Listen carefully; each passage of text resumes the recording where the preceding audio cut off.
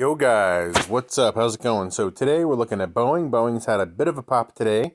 So awesome, I'm going to capitalize on that and we'll see how this works out. I wanted to reduce my position here in Boeing. So what I'm going to do is I'm going to sell a covered call out here in December.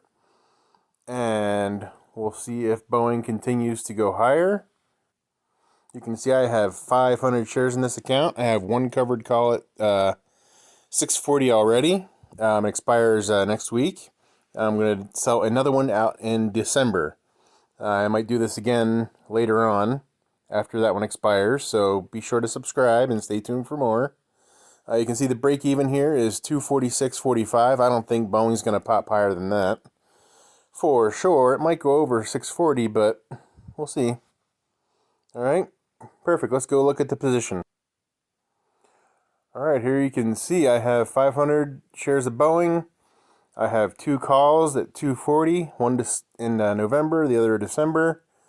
Current price of Boeing is 232, and we'll see how that goes.